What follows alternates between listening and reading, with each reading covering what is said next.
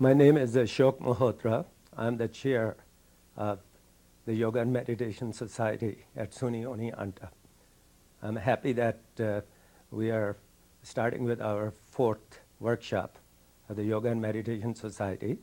And we have with us our speaker, Mrs. Tracy Verma, who has a degree in engineering. She's a scientist who has been practicing yoga for 25 years, and she has taught yoga.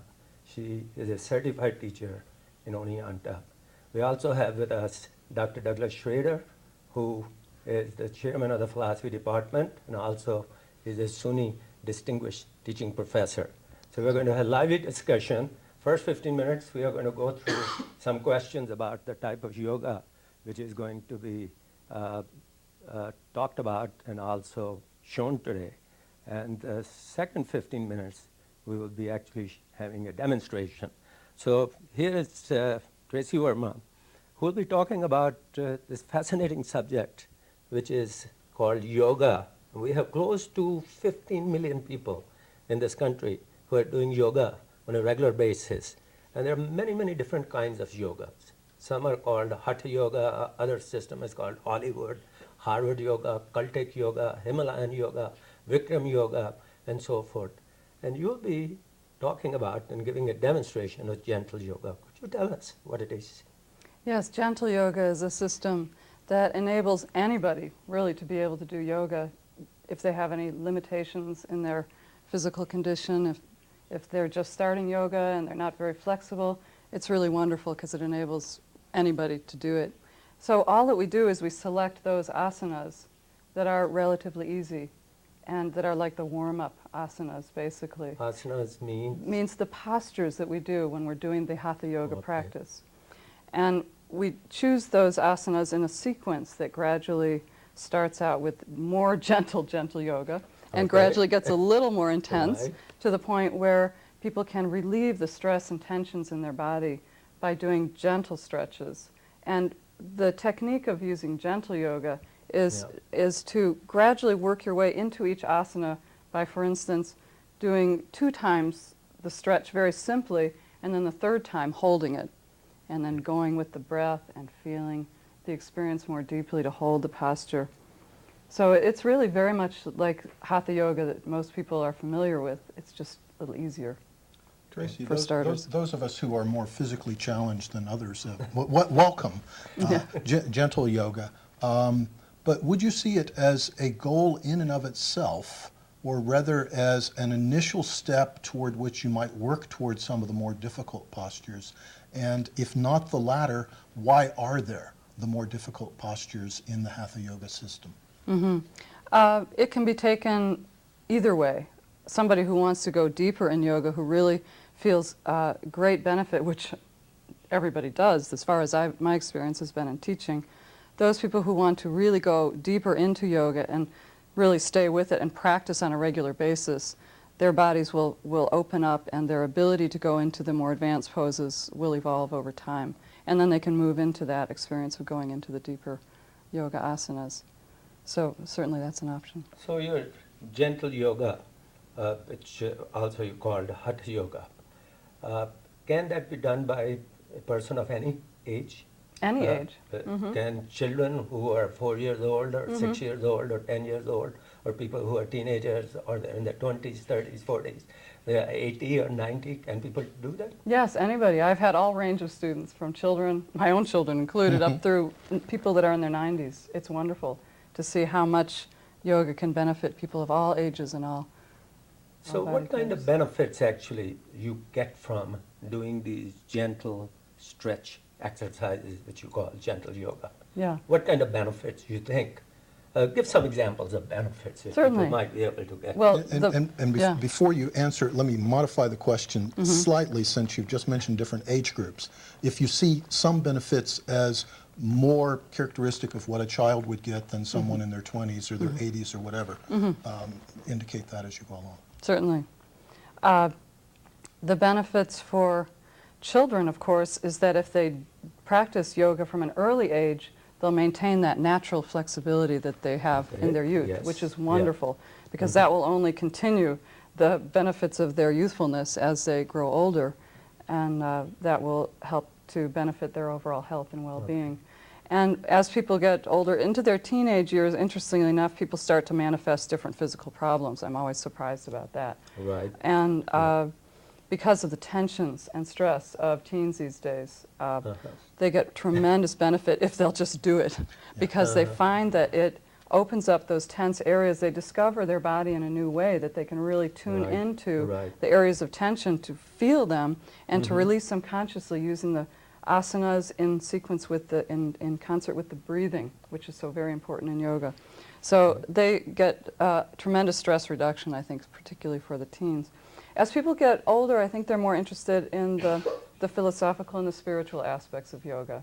And they're even drawn less and less to the asanas and more to the contemplative aspects.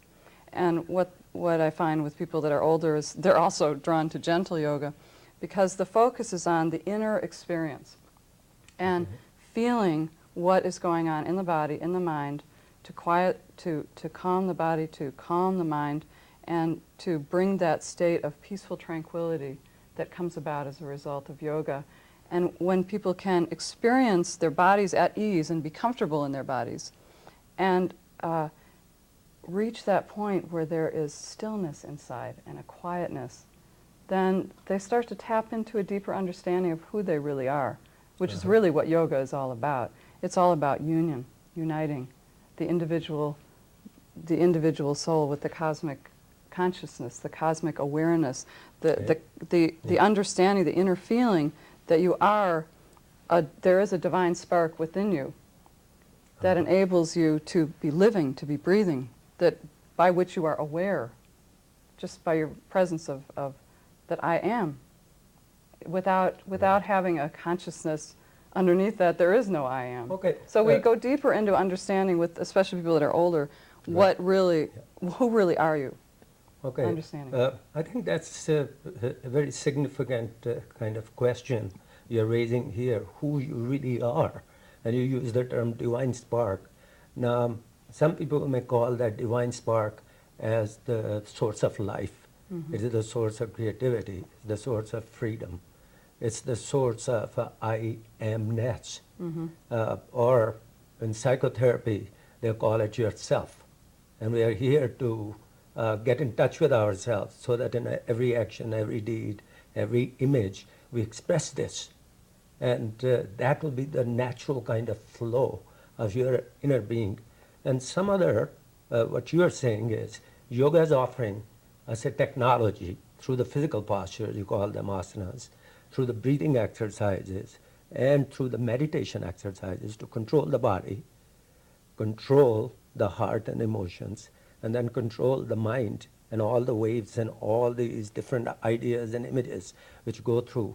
And yoga offers the technology of asanas, physical exercise, breathing exercise, and meditation exercises, so that you can reach some kind of perfection of the body, so that this body can be used as a vehicle for the expression of the divine spark you talked about, the divine creativity, so that you will have less of a stressful life and more of a joyful existence, because the core of our being is that joy, that ananda. So you're saying that gentle yoga initially helps you with offering you these stretch exercises, physical exercise. Then you also include in this gentle yoga some breathing exercises, and do you also include some meditation exercises?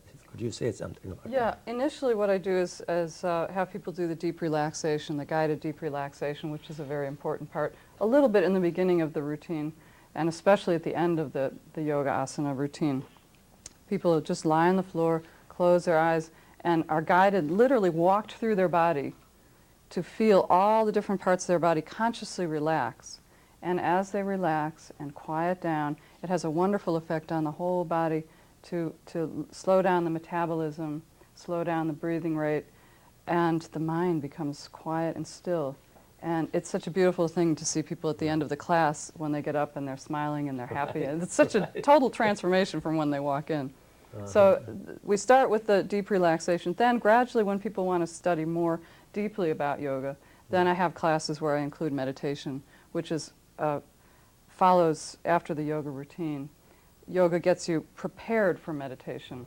It automatically creates the stage so that by the time you're ready to sit down and meditate after you've done hatha yoga and the deep relaxation, your mind has already reached a certain point of stillness and calmness, so you just basically cultivate that more in meditation to really focus your concentration on the breathing. Initially with meditation, to allow meditation to happen, you have to train the mind and just concentrate single-pointedly.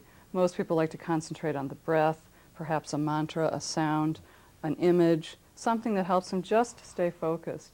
And eventually, the mind will quiet down to the point where it's just totally silent. And when it's completely still, then meditation automatically happens.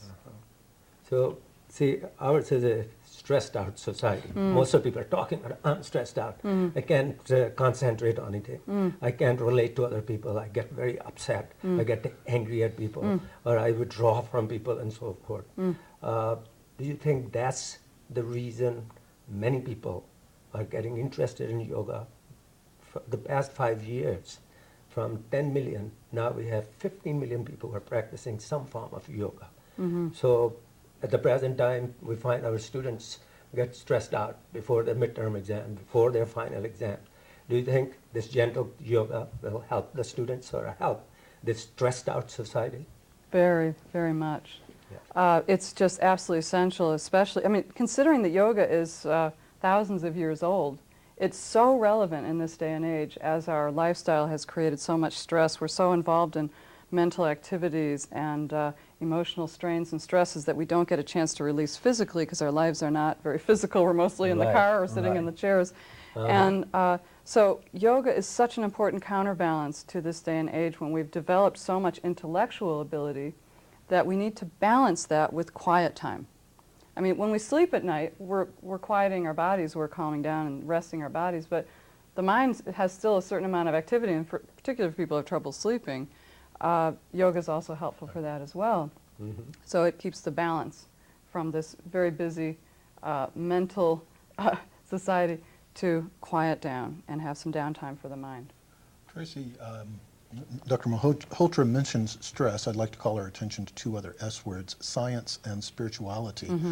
As you know, one of the founding principles of the Yoga and Meditation Society is that the divide between those two in this country has been somewhat artificial.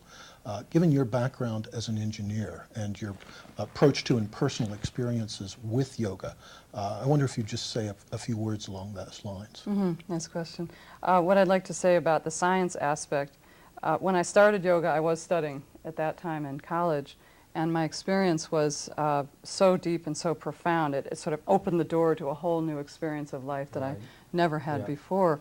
And I found that it had such a wonderful effect for my studies because the mental clarity that comes about as a result of yoga, when you give some quiet time for the body and mind and get yourself in a state of balance and harmony, then you can really focus on your studies. It's a wonderful benefit for anybody who's studying any discipline, academic discipline, to be practicing yoga. And the scientific aspect comes in, of course I was studying science, but that yoga is really, the way Patanjali has described the whole practice of yoga, it is a scientific system. If you practice those 8 steps of yoga, as he mentions in the Sadhana Pada section of the Yoga Sutras, you will get the result eventually of coming to that point of connecting with that deep inner source of your being. And then as to the spiritual aspect, we'd like to strongly emphasize that yoga is not a religion. You're not asked to believe anything, but it is a subjective science, and you directly experience from the practice. And the spiritual aspect is a natural blossoming from discovering your source. Well, this is wonderful. I must thank you for talking about it, to making it a little bit more clear to us and to the people who are listening to us. Now we would like to see you do some of these exercises, and let's see the practical demonstration. And we'll start with that. Thank you. Yeah. Thank you. Yeah. Thank you.